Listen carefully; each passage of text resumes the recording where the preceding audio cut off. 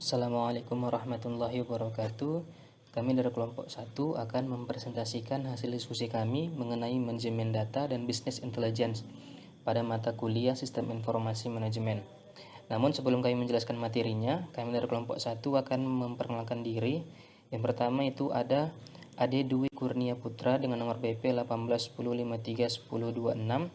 Ada Khairul Umri dengan nomor BP 1810531059. Ada Syada Abdi dengan nomor BP 1810532036. Baik, pada pembahasan pertama kita akan membahas tentang manajemen data. Manajemen sumber daya data. Data adalah sumber daya penting organisasi yang perlu dikelola seperti mengelola aset penting dalam bisnis lainnya. Manajemen sumber daya data yaitu sebuah aktivitas manajerial yang mengaplikasikan teknologi sistem informasi seperti manajemen database, gudang data, dan alat manajemen data lainnya dalam tugas untuk mengelola sumber daya data organisasi agar memenuhi kebutuhan informasi pihak-pihak yang berkepentingan dengan bisnis mereka. Selanjutnya kita akan membahas tentang organisasi data. Komputer pada awalnya digunakan untuk memecahkan masalah-masalah yang membutuhkan kalkulasi angka yang rumit dan membosankan yang membutuhkan sedikit input dan output. Pada masa ini, perusahaan membutuhkan jumlah input dan output yang sangat besar. Perusahaan seringkali membutuhkan komputer untuk memecahkan masalah yang sama dengan input yang berbeda secara berulang kali. Perusahaan menyimpan data yang cukup besar di sistem informasi berbasis komputernya, karena perusahaan tersebut melakukan begitu banyak transaksi bisnis. Agar dapat menggunakan data dan terhindar dari kekacauan, konsep data telah dipecahkan dan dikurangi menjadi konsep yang lebih kecil, yang akan menyediakan balok-balok pembangunan yang dapat dikomunikasikan untuk menghasilkan kembali data awal dalam suatu bentuk yang terorganisasi dan dapat diakses. Nah, lalu kita akan membahas tentang organisasi data. Organisasi data ada 5. Yang pertama yaitu hierarki data. Data bisnis secara tradisional telah diorganisasikan ke dalam suatu hierarki file-file data yang bergabung untuk membentuk record, dan record yang bergabung untuk membentuk file. File data adalah unit data yang terkecil, mencerminkan jumlah data yang terkecil yang akan ditarik dari komputer pada suatu waktu. Contoh file dapat berupa kode mata kuliah. Record adalah suatu koleksi file-file data yang saling berhubungan. File adalah koleksi record yang saling berhubungan, seperti satu file dari seluruh record yang berisi file kode-kode mata kuliah dan namanya. Lalu yang kedua ada spreadsheet sebagai basis data sederhana. Tabel yang berisi baris dan kolom dapat disajikan dalam suatu spreadsheet. Konsep tabel merupakan konsep yang penting karena struktur basis dan relasional secara konsep serupa dengan sekumpulan-sekumpulan tabel-tabel yang saling berhubungan. Lalu yang ketiga ada flat file. Flat file atau file datar adalah suatu tabel yang memiliki kolom-kolom yang berulang. Normalisasi atau normalization adalah suatu proses formal untuk menghapus file-file data yang berulang, sambil tetap menjaga kemampuan basis data untuk tetap menambah, mengubah, dan menghapus tanpa menyebabkan kesalahan. Selanjutnya ada file kunci. File kunci atau key di suatu tabel adalah sesuatu file atau kombinasi file yang berisi satu nilai yang secara unik mengidentifikasi masing-masing record di dalam tabel. Kandidat kunci atau key candidate adalah sebuah file yang secara unik mengidentifikasi masing-masing baris tabel namun tidak dipilih menjadi kunci. Lalu yang terakhir ada tabel yang berhubungan. Tabel-tabel tersebut terbagi satu file yang sama, yaitu kode, dan nilai file kode menentukan baris-baris mana di dalam tabel yang tergabung secara logis. Oke, selanjutnya kita akan membahas tentang struktur basis data.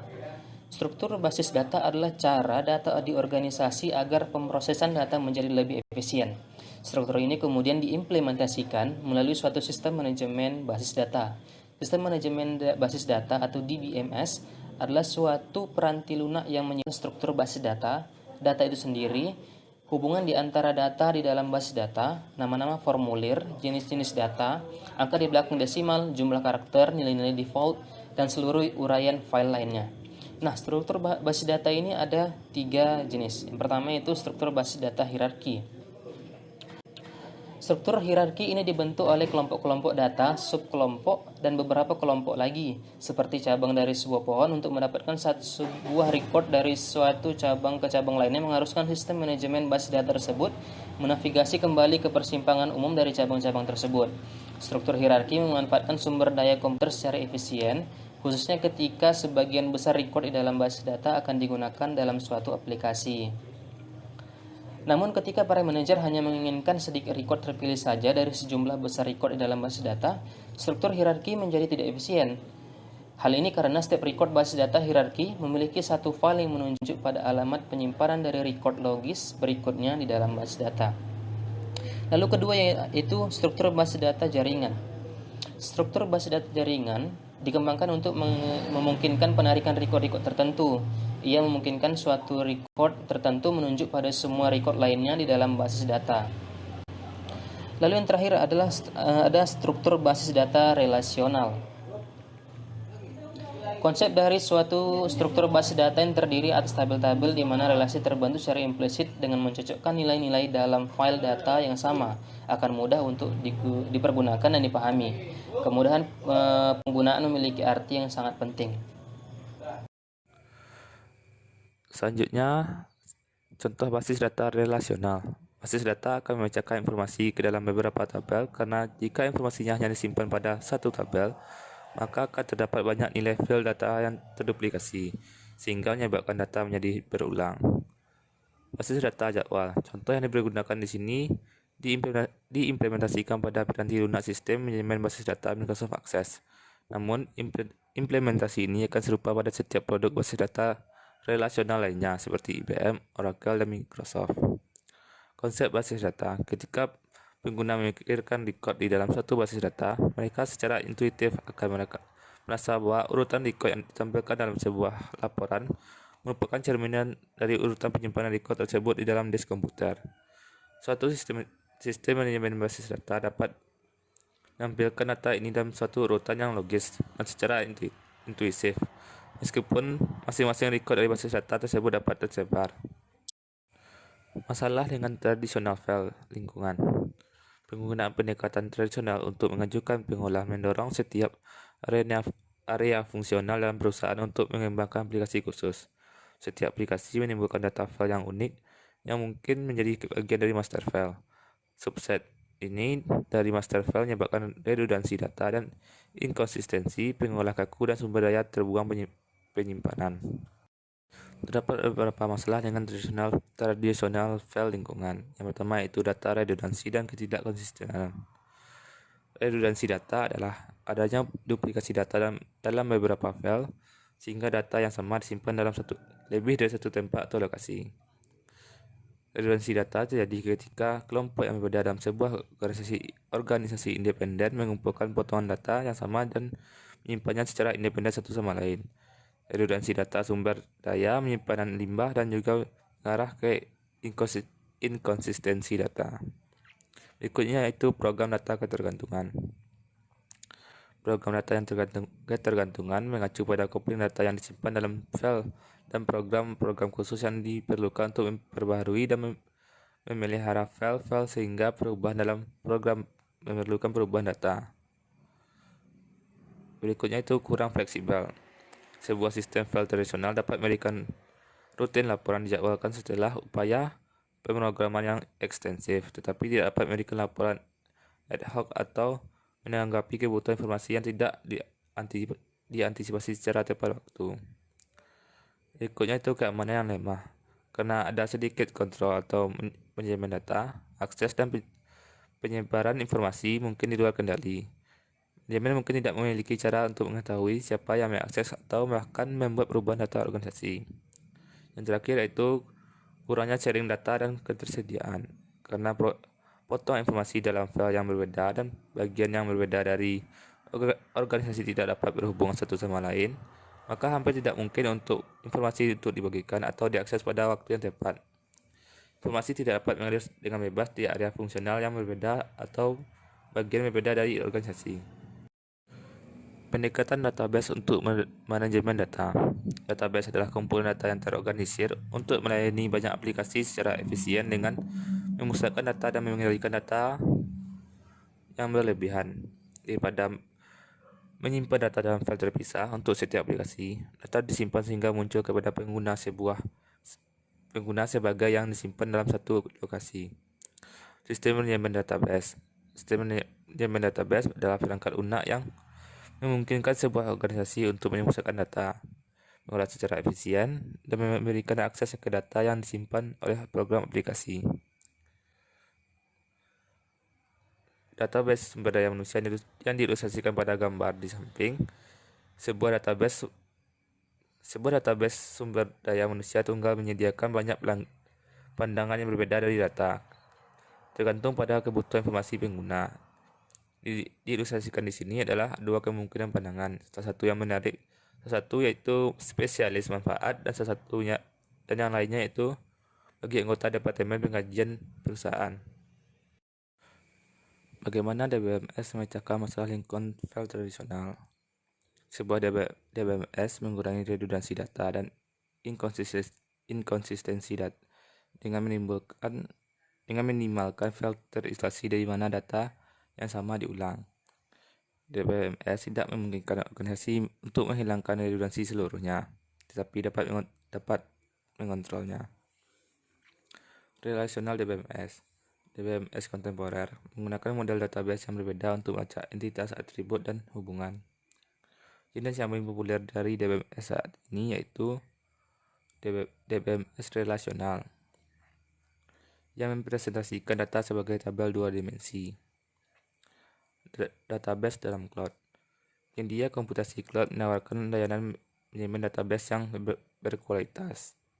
Saat ini, basis pelanggan utama untuk mengolah data berbasis cloud dari web fokus startup atau usaha kecil menengah yang mencari kemampuan database dengan harga lebih rendah dari DBMS relasional standar. Kemampuan sistem manajemen database. Sebuah DBMS mencakup kemampuan dan alat untuk mengorganisir, mengelola, dan mengakses data dalam database. Yang paling penting adalah bahasanya, definisi data, kamus data, dan bahasa manipulasi data. Mendesain database. Untuk membuat database, kita harus memahami hubungan antar data, jenis data yang akan dipertahankan dalam database, bagaimana data akan digunakan, dan bagaimana organisasi akan perlu mengubah untuk mengelola data dari perspektif seluruh perusahaan. Database membutuhkan baik desain konseptual dan desain fisik. Normalisasi dan menyatukan hubungan diagram. Untuk menggunakan model database relasional secara efektif, pengelompokan kompleks data harus dirampingkan untuk meminimalkan elemen data yang berlebihan dan hubungan yang canggung.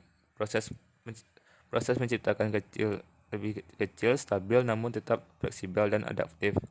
Struktur data dari kelompok kompleks data disebut normalisasi. Baiklah, saya akan menjelaskan tentang bisnis intelijensi. Apa itu bisnis intelijensi?